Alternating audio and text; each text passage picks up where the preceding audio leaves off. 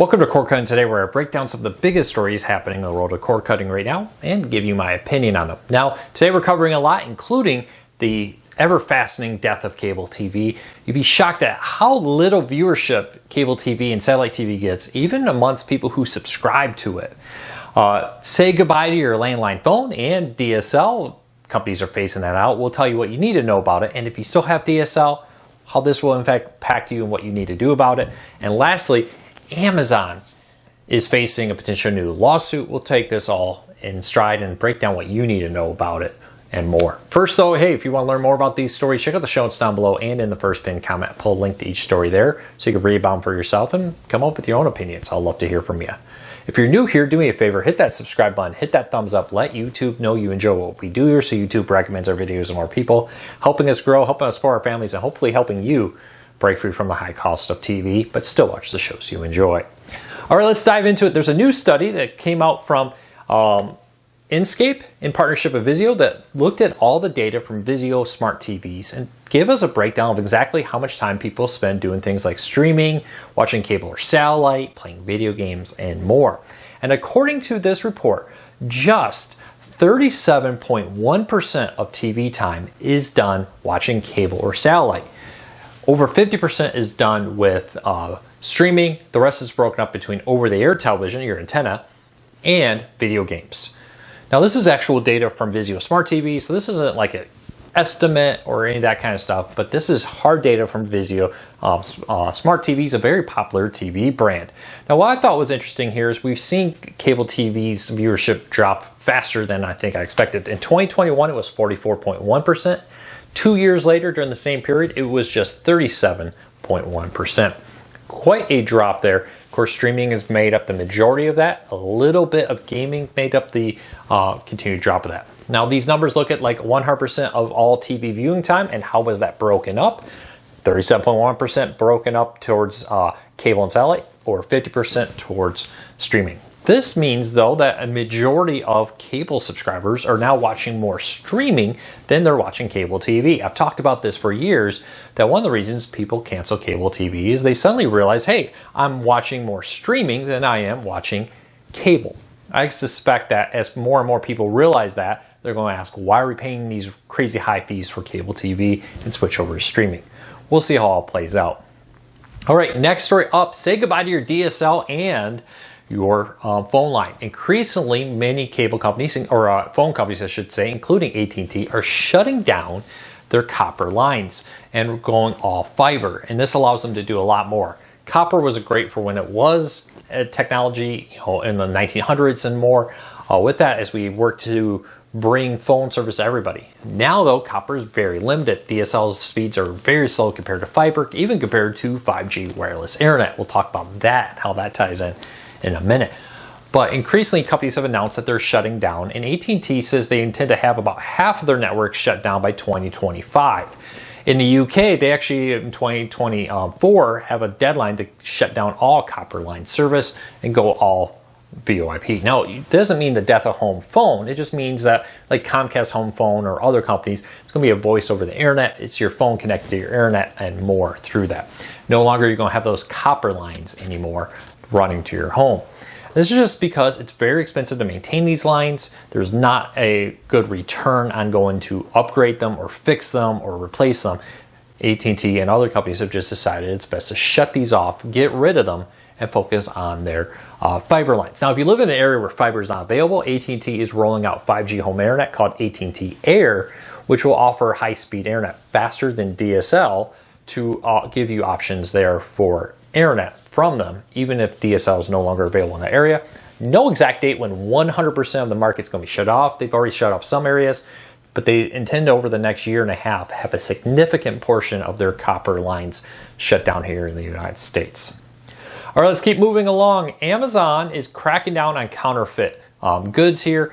Amazon has announced lawsuits against multiple companies. And what I thought was interesting here is in this, they say in 2022, they either sued or referred for criminal prosecution 1,300 cases. Amazon has long been very aggressive on this, and they're really cracking down on it. And it's not just on handbags and other luxury clothing lines, for example. It's also on streaming players and streaming services. We've all seen a growing number of IPTV services and more listed on Amazon that they're cracking down on and stopping.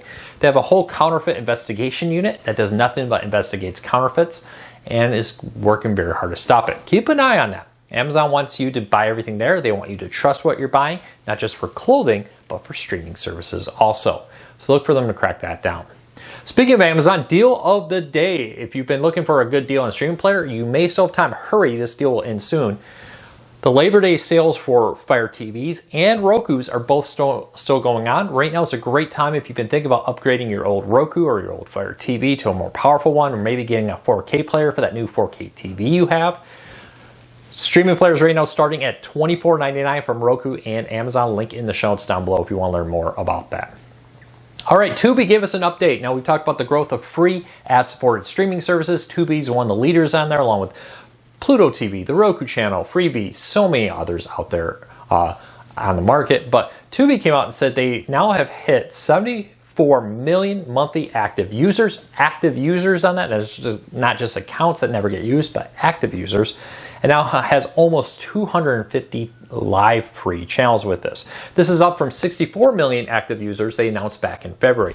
Significant continued growth in the free ad-supported realm as Tubi works really hard to grow. Cord cutters, if you haven't tried these free ad-supported services, or you did years ago, I would recommend you try again.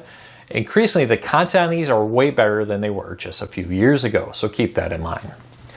All right, next up too, YouTube TV wants to stop DirecTV from offering NFL Sunday Ticket. You're probably saying, wait a minute, Luke, YouTube was already the winner. They already replaced DirecTV. Yes and no. So in the United States, YouTube TV is the new home for residential service. DirecTV offers commercial service in the United States. And the problem comes in the territories, Puerto Rico and the Virgin Islands. YouTube TV and YouTube have told the NFL, according to the sports business in general, they will be unable to offer NFL Sunday Ticket in those markets until November at the earliest.